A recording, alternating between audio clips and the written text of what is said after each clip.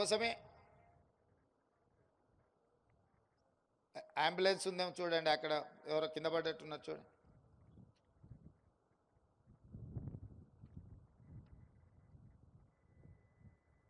అందుకే ఈరోజు ఈ ప్రభుత్వం అన్ని అంశాలను దృష్టిలో పెట్టుకొని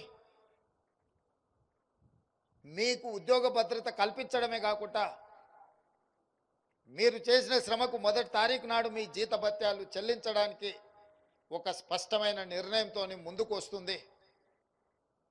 30,000 ఉద్యోగాలు 90 రోజుల్లో నియామక పత్రాలు ఇవ్వడమే కాదు, ఇంకొక 90 రోజుల్లో ఇంకొక 30,000 ఉద్యోగాలకి ఇవాళ నోటిఫికేషన్లు ఇచ్చినాం. డిఎస్సి నోటిఫికేషన్ ద్వారా 11,000 టీచర్ పోస్టులను భర్తీ చేయాలని, గ్రూప్ 1, గ్రూప్ 2, గ్రూప్ 3లో కూడా ప్రభుత్వ ఉద్యోగ నియామక పత్రాలు ఇవ్వాలని, వివిధ శాఖలలో వచ్చిన ఖాళీలను దాదాపుగా ఇంకొక 30,000 పైచిలకు ఉద్యోగ నియామకాల కోసం పోటీ పరీక్షల్ని ఈ ప్రభుత్వం నిర్వహిస్తున్నది.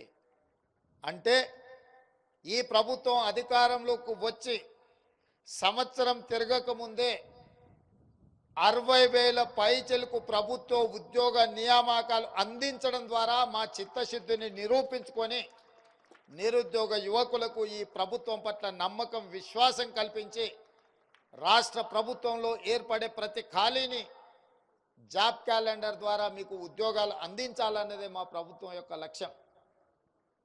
ఇవాళ మా ప్రభుత్వం తీసుకుంటున్న కార్యక్రమాలు, కొంతమందిని విద్యార్థులు అక్కడక్కడ పరీక్షలు వాయిదా వేయమని కొన్నిసార్లు మాట్లాడుతున్నారు.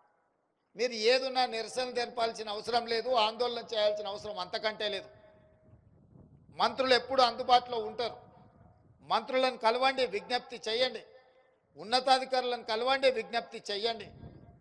తప్పకుండా మీరేమైనా సహేతుకమైన సమస్యను ఈ ప్రభుత్వం దృష్టికి తీసుకొస్తే ఆ సమస్యని పరిష్కరించడానికి మీ అన్నగా, రేవంత్ అన్నగా ఎప్పుడు మీ పట్ల నిబద్ధతతో పనిచేస్తా అని చెప్పి నేను ఈ సందర్భంగా తెలియజేస్తున్నాను.